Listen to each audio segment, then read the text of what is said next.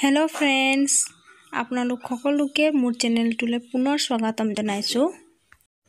आशा करिছো आपनालोक सकलो घरते आछे आरो सेफ आछे। আজি মই आपनालोকৰ ওচৰত এটা সিম্পল ৰেচিপি লৈ আইছো এগ আলু তৰকাৰী এগ কাৰী। সো দেৰি নকৰাকে ভিডিওটো স্টাर्ट কৰো। এগ কাৰীৰ কাৰণে এনেকে আলু আৰু ডিমটো বইল কৰি লৈছো আৰু ডিম ফ্ৰাই কৰিম যিহেতু এনেকে অকমান কাটি লৈছো যাতে ফ্ৰাই কৰোতে ফুটি নাহে।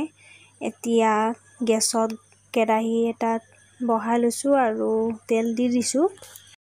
এতিয়া লাহে লাহে তেলটো গৰম হৈ আহিছে। या পিয়াজৰ এক টুকুৰ দি পেলাই চাইছো या ধুনিয়াকে গৰম হৈছে তেলটো। ইয়াৰ পিছত আমি ফাৰ্ষ্টতে ডিমটো ভাজি লম। ভাজা আগত ইয়াত অকমান নিমখ আৰু হালধিটো দি লম। তাৰ পিছত ডিম কেটামান দি পেলাই ভাজি লৈ লম। এতিয়া ডিমটো ভালকে ভাজা পিছত ইয়াতে আলু কেইটা দি লম। এই বইল কৰা আলুখিনি অকম মেচ কৰি লৈছো। এতিয়া একেলগে ভাজি লম।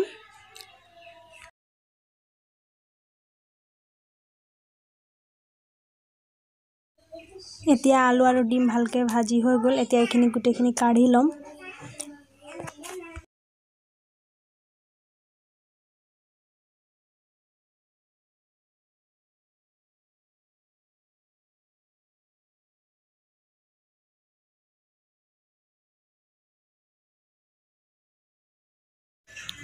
এতিয়া এই একে কেৰাহীতে ডিম কাৰী বনাম। এয়া তেল দিলু। এতিয়া বাকি সামগ্ৰীখিনি দি দিম।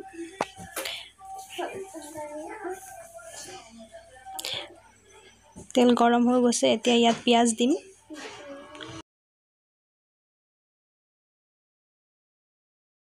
এতিয়া পিয়াজৰ লগতে তেজপাতটো দি দিম আৰু পিয়াজ অকমান ৰঙচুৱা হলৈকে ভাজিম।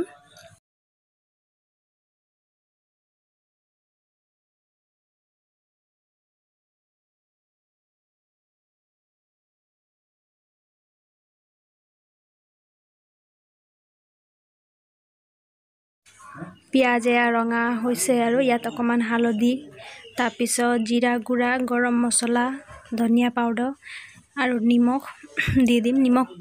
নিমখৰ পৰিমাণ অকন কম দিম। নিমখ কম দিম কাৰণ ডিম ভাজুতেও নিমখ দি দিছিলো সেই কাৰণে। এই গুটেখিনি মছলা এতিয়া ৰেডি হৈ গৈছে ভাজি হৈ গল। এতিয়া ইয়াত ডিম আৰু আলু দি পেলাই ভাজিম।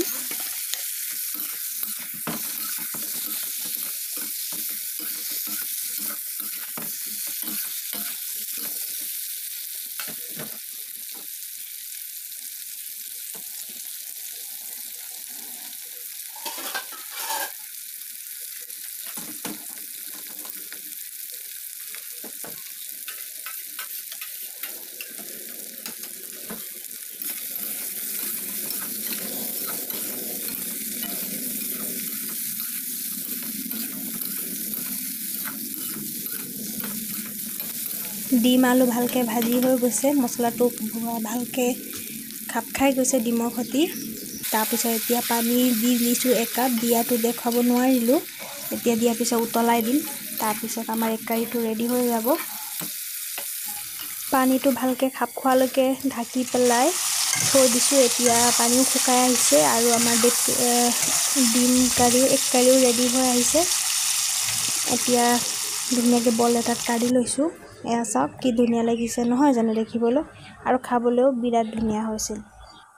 ফ্ৰেন্ডস আজি এটা এগ কাৰী সিম্পল ৰেচিপি আপোনালোকৰ লগত শেয়াৰ কৰিছো। যদি ভিডিওটো ভাল লাগিছে তেনেহলে লাইক কৰিব আৰু শেয়াৰ কৰিব আৰু মোৰ চেনেলটোত যদি নতুন হয় তেনেহলে সাবস্ক্ৰাইব কৰি সাইডত থকা বেল আইকনটো হিট কৰি দিব। Thank U.